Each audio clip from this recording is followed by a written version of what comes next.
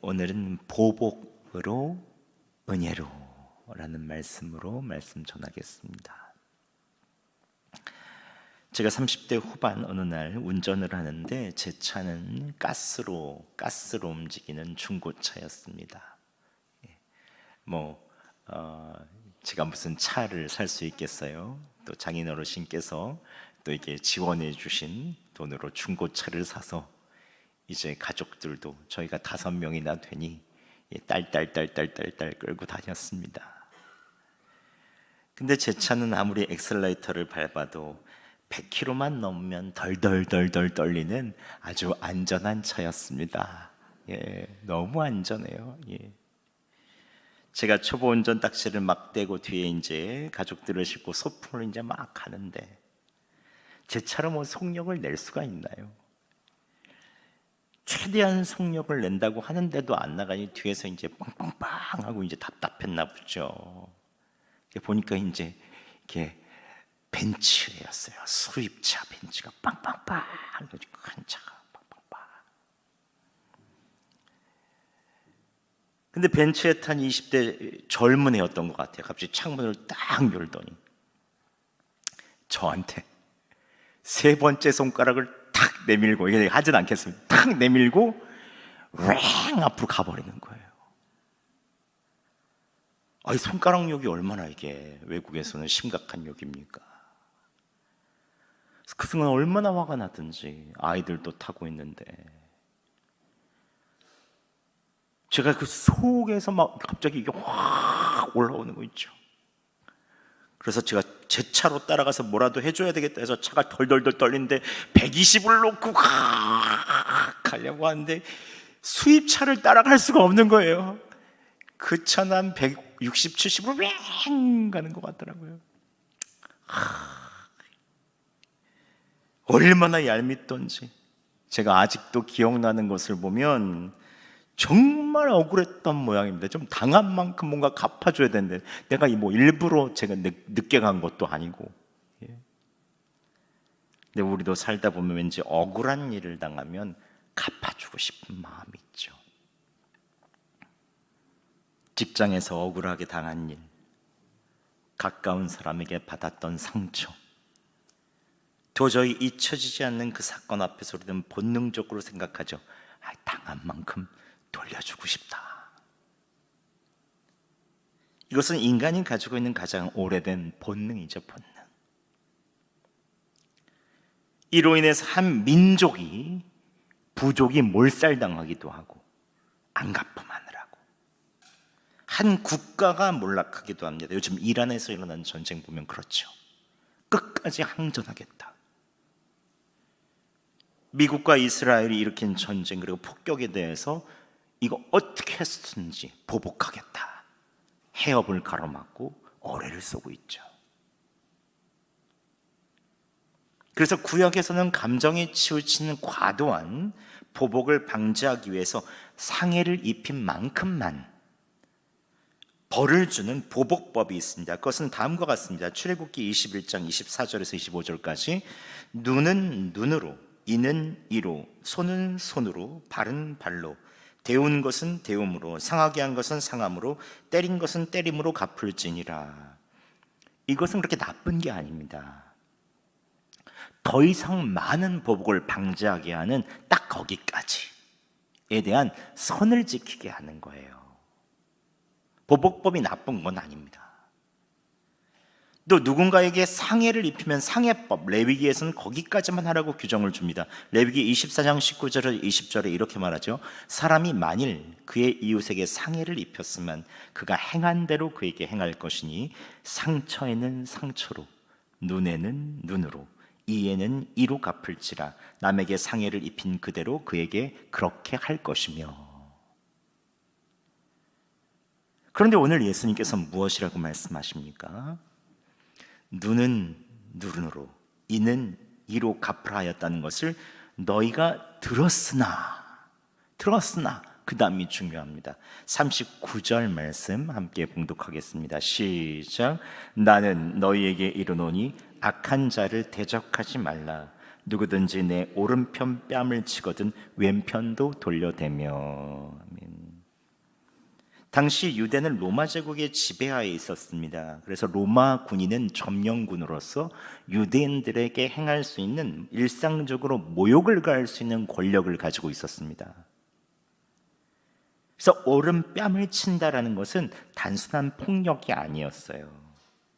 손등으로 때리는 겁니다. 이게 딱 이렇게 치는 거예요. 그러니까 상대방의 오른뺨이 딱 맞는 거죠. 손등으로.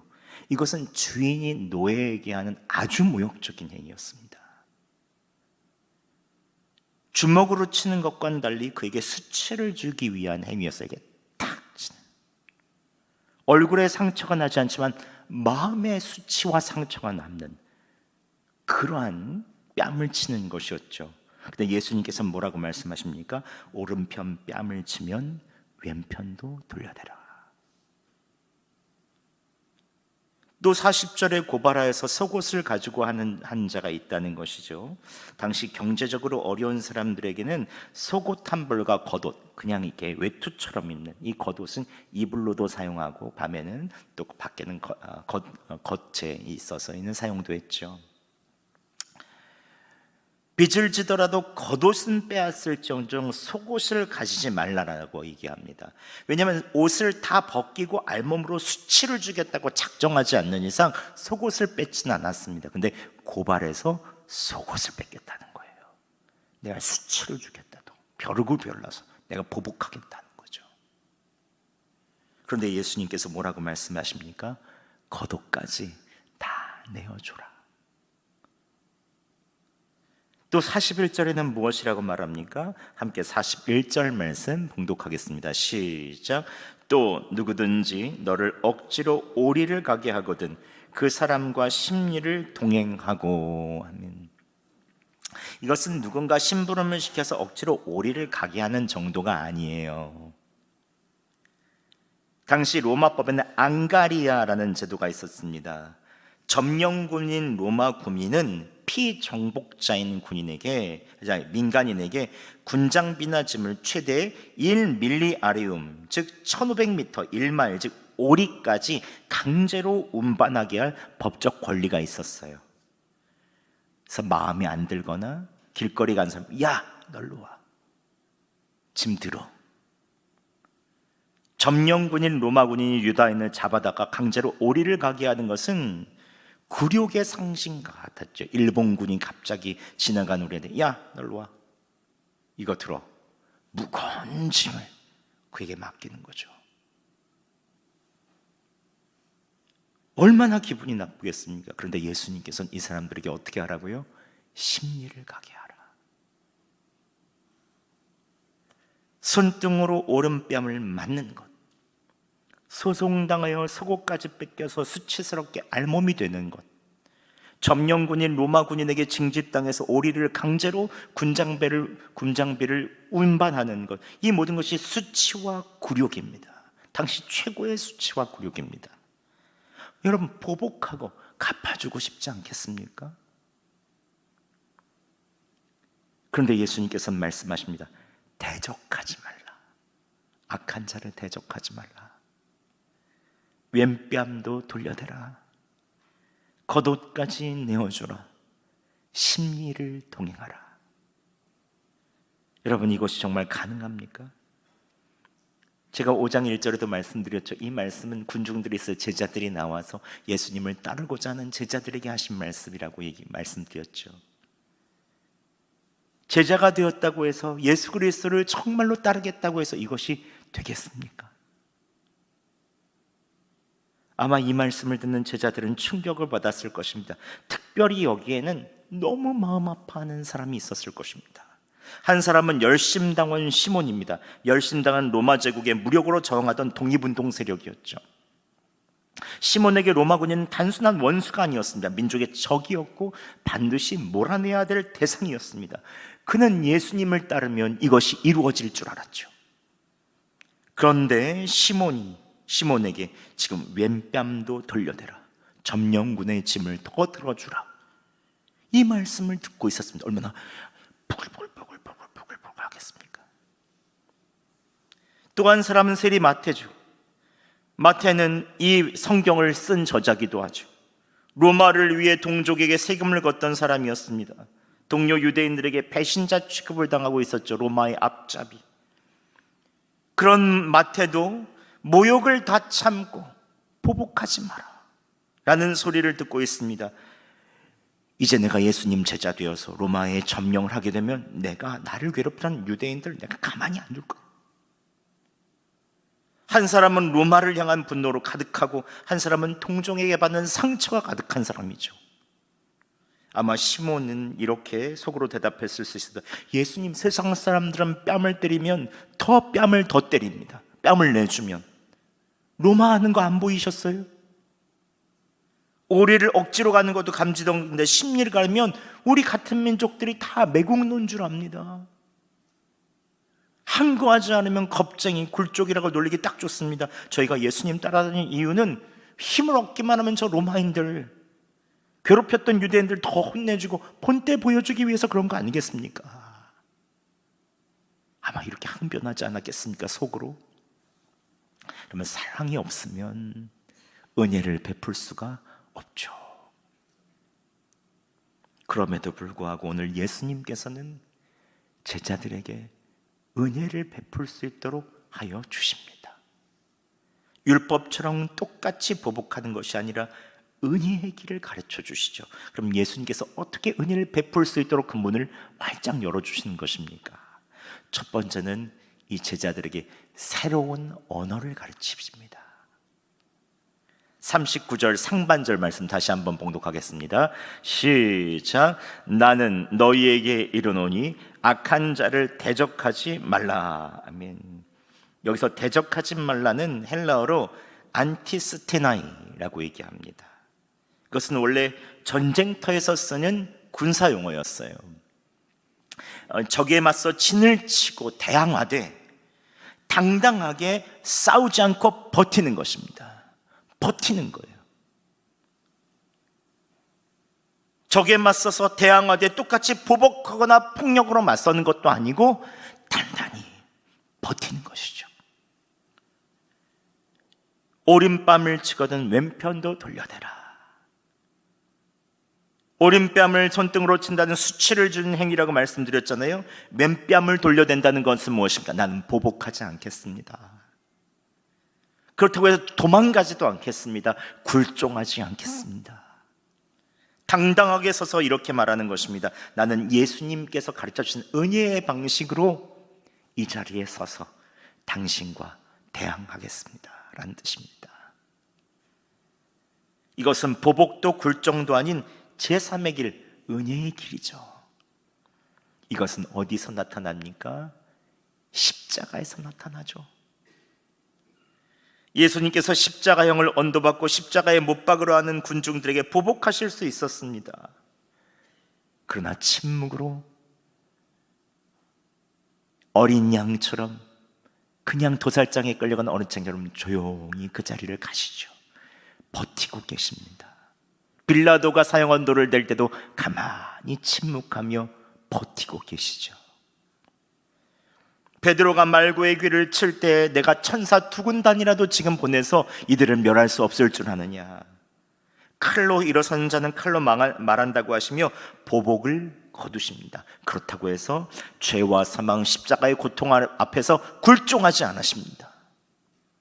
잠잠히 어린 양처럼 골고다 언덕으로 올라가서 십자가에 못 박히시죠. 아버지, 저들은 자기들이 무엇을 하는지 모릅니다. 저들의 죄를 용서하여 주시옵소서. 만약 주님께서 보복하셨다면 이들은 단 몇 초 만에 다 목이 날아갔을 것입니다. 하지만 주님께서는 보복도 않으시고 굴종도 하지 않으시고 자기를 모욕하는 그들을 용서하시며 은혜를 베푸시죠. 그래서 우리의 이 언어는 하나님 나라의 언어입니다. 은혜를 베푸는 것, 당당하게 서지만 보복하지 아니하고 주님께서 주신 은혜로 긍휼히 여기는 것, 이게 바로 새로운 언어죠.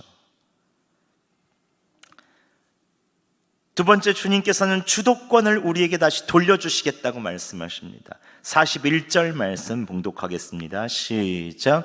또 누구든지 너를 억지로 오리를 가게 하거든 그 사람과 심리를 동행하고. 아까 말씀드린 앙가리아법 기억하시죠? 로마 군인은 유대인에게 오리까지만 강제로 짐을 질 수 있었습니다. 왜냐하면 로마법에도 너무 피정복민에게 너무 가혹하게 하면 안 되니까 오리까지만으로 돼 있어요. 강제로 짐을 지울 수 있었습니다. 오리를 넘으면 오히려 로마 군인이 처벌을 받았죠. 그러니까 강제로 짐을 들게 된 억울한 사람이 자발적으로 내가 심리를 가겠어, 오리를 더 가겠어 하는 그 순간부터 상황은 완전히 뒤집어집니다. 로마 군인이 오히려 당황합니다. 이거 내가 처벌받는 거 아니야? 내가 잘못되는 거 아니야? 끌려가던 자가 자발적으로 걸어가는 자가 됩니다. 강요당하는 자에서 자발적으로 선택하는 자로 바뀌기입니다. 피해자에서 수동적인 사람에서 주체자로 바뀌게 되죠. 예수님께서는 우리가 악에 끌려다니지 않기 원하십니다. 그래서 자발적으로 은혜를 베풀고 이 삶의 주도권을 가져오기를 원하시죠.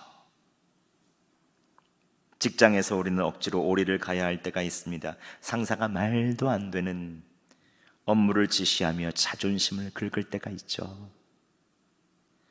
그때 입술을 깨물며 억지로 오리를 가는 것은 고통이지만 그때 예수님을 바라보며 마음을 내려놓고 예, 팀장님 제가 더 꼼꼼히 챙겨보겠습니다 하면서 심리를 먼저 제안해서 가는 것.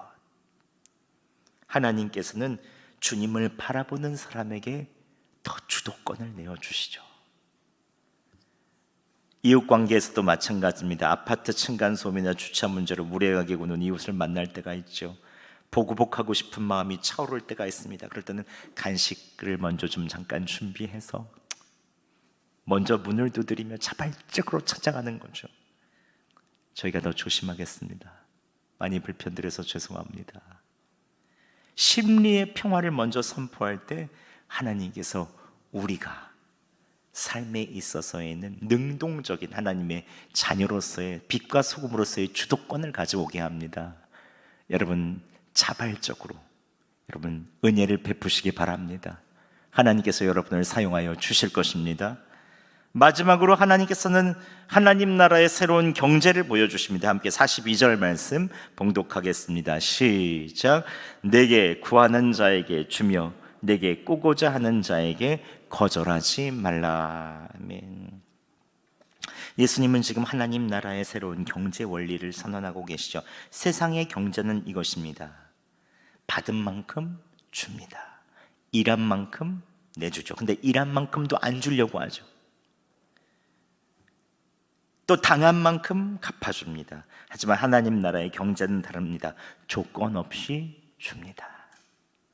먼저 줍니다. 돌려받을 것을 기대하지 않죠. 그렇다면 왜 예수님께서 제자들에게 보복을 넘어 은혜의 길을 가라고 하시는 것입니까? 제자들 중에 열심당원 시몬은 로마를 향한 분노 속에서 살았습니다. 그 분노가 그의 밥이었고 그의 삶의 연료였습니다. 그런데 그 분노가 실제로 시몬을 자유롭게 했습니까? 그렇지 않거든요. 오히려 더 시몬을 답답한 마음, 복수의 마음, 증오의 감옥으로 가둬놨죠. 그래서 주님께서는 제자들에 있는 예수님을 따르고자 하고 예수님을 믿고 따르고자 하는 사람들의 마음을 자유케 해주고 싶으신 것이 주님의 마음입니다. 예수님께서는 사랑하는 제자들이 그 감옥에서 나와서 자유를 누리기 원하시죠. 왜냐하면 보복을 생각한 난 절대로 자유로울 수가 없죠. 은혜를 베푸는 것은 그 사람을 위한 것이 아닙니다. 바로 주님께서 나 자신을 위해서 베풀어 주시는 가장 귀한 일이 바로 은혜를 베푸는 것이죠. 받을 자격이 없는 사람에게 더 이런 것들을 주는 것. 예수님은 제자들이 보복의 굴레에서 해방되어 하나님 나라의 자유 속에 살기를 간절히 원하십니다. 오늘 보복하지 않고 오히려 모욕과 수치, 고통을 당하신 분, 예수 그리스도. 우리가 믿는 그분은 뺨을 맞으셨지만 대응하지 않았습니다. 십자가 위에서 겉옷과 속옷을 다 빼앗긴 채 알몸으로 수치를 당하셨지만 그대로 모든 것을 다 내어주셨습니다. 우리를 구원하시기 위해 십자가라는 오리를 자발적으로 죽음까지 걸어가셨습니다. 사실 우리가 원수를 사랑한 힘은 우리에게는 없죠. 하지만 수치를 당하신 사랑의 예수 그리스도를 바라볼 때 주님께서 우리에게 사랑하게 해 주시는 것이죠. 그때부터 우리는 보복의 살을 끊고 은혜의 길로 갈 수 있습니다. 그럼 보복이 아닌 은혜의 길을 간 산 증인이 우리 여수에 있지 않습니까? 손양원 목사님은 여순 사건 때 두 아들이 총살당했다는 소식을 듣죠. 아들을 잃어버렸다는 상실에 아픔으로 밤을 새고 기도하십니다. 근데 밤을 새워 기도하다가 하나님께서 주신 마음에 순종하죠. 내 아들은 죽어서 천국에 갔지만 내 아들을 죽인 안재선이는 지옥에 갈 텐데 사형 선고를 받은 그를 위해 구명운동을 다시 해서 살려든지 양자로 삼죠. 이게 보통 사람만 할 수 있는 것입니까? 손양원 목사님이라서 할 수 있는 것입니까? 손양원 목사님이 예수님을 바라봤기 때문에 할 수 있는 것입니다. 이것은 보복이 아니라 은혜죠. 말씀을 마치겠습니다. 여러분, 은혜는 보복보다 강합니다. 보복은 사람을 증오의 감옥에 가두고 복수를 부리지만 은혜는 증오의 감옥에서 나오게 하고 복수를 중단시키죠. 그래서 우리는 모두 다 은혜가 필요합니다. 주님의 은혜 안에 푹 잠겨야 되죠. 매일마다. 서두에 말씀드렸듯이 30대 후반에 저를 다시 볼 때 제가 벤츠를 따라가다 못 따라잡았지만 마냥 따라잡았다면 어떻게 될지 모릅니다. 그래서 차가 중고차로 덜덜덜 떨게 해주신 주님께 감사하게 되더라고요. 오히려 그때 차가 못 나가서 다행이지 주님께서 저를 꼭 붙잡고 가지 마라 이렇게 꼭 잡아주시지 않았다면 저도 눈이 뒤집혀지지 않았을까 싶습니다. 주님께서는 보복이 아닌 은혜로 다 덮어주려고 하시죠. 여러분, 지금 이 자리에 마음속에 떠오르는 분이 계십니까? 혹시 갚아주고 싶은 그 사람, 자꾸 마음속에 계속해서 떠오르는 그 사람이 있습니까? 그렇다면 여러분, 길게도 말고 딱 한마디만 기도하시면 돼요. 하나님, 그 사람을 축복해 주세요. 은혜를 베풀어 주세요. 불쌍히 여겨 주세요. 입술로, 마음은 일어나지 않도록 입술로 고백하기 시작하면 하나님께서 우리에게 마음을 주시고 우리에 있는 삶을 친히 이끌어 주시고 자유케 하여 주실 것입니다. 은혜는 보복보다 강합니다.